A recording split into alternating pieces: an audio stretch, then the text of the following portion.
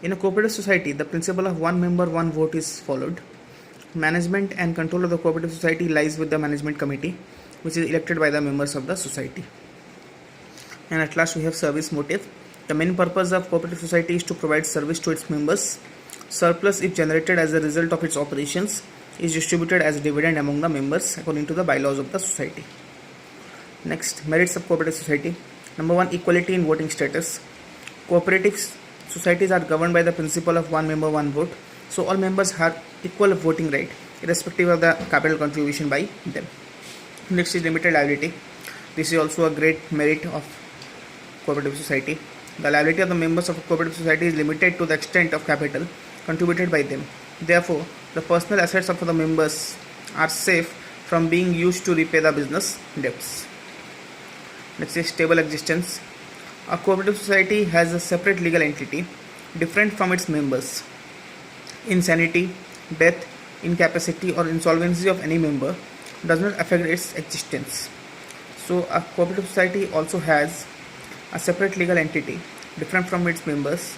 The insanity, death or incapacity or insolvency of any member does not affect the life of the cooperative society. Next is economy and operations. The main aim of the society is to provide service to its members. Therefore, the main focus is the elimination of middlemen. This helps in reducing cost. Next is support from government. The government provides various kind of benefits to cooperative society in the form of low taxes, low interest rate loans, subsidies and exemptions for registration fee, etc. So there is also support from government. And next is easy formation. Like minimum 10 adult persons are required to form a cooperative society. The procedure of registration is very simple and does not require more time and money. Now let us see what are the demerits or limitations of cooperative societies. Number 1, limited resources of funds. As cooperative society is usually formed by the person who have limited resources, the principle of one member, one vote discourages members to invest huge funds in the society. Therefore, cooperative society often faces shortage of capital. Also, inefficiency in management. Management committee of the cooperative society consists of inexperienced and part-time people. The members of the managing committee are also not professional experts. Due to the limited financial resources, a cooperative society is not able to employ expert managers to manage its affairs. So there is also inefficiency in management of a cooperative society. Next is lack of secrecy. Affairs of a cooperative society are openly discussed in the meeting of the members and its accounts are published. Therefore, it is difficult to maintain the business secrets. Next is government control. As cooperative societies get various benefits from the government, in return the government imposes several rules and regulations relating to the auditing of accounts. So there is government control in such cooperative societies.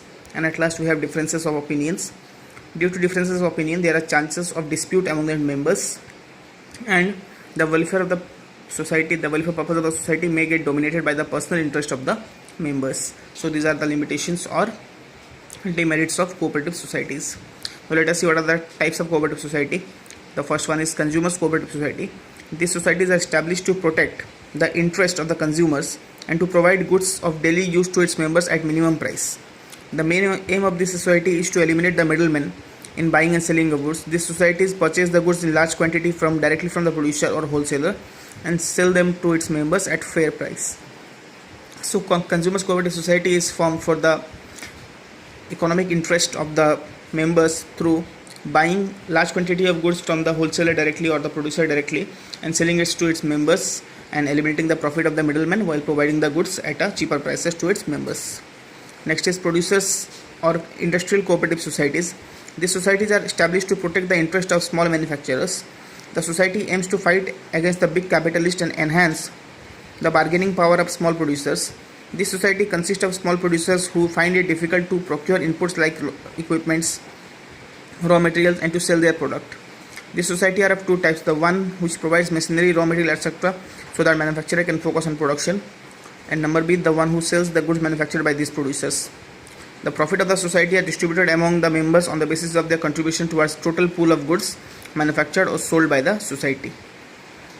So producers or industrial cooperative society are established to protect the interest of small manufacturers while dealing with the big capitalist. This enhances the bargaining power of the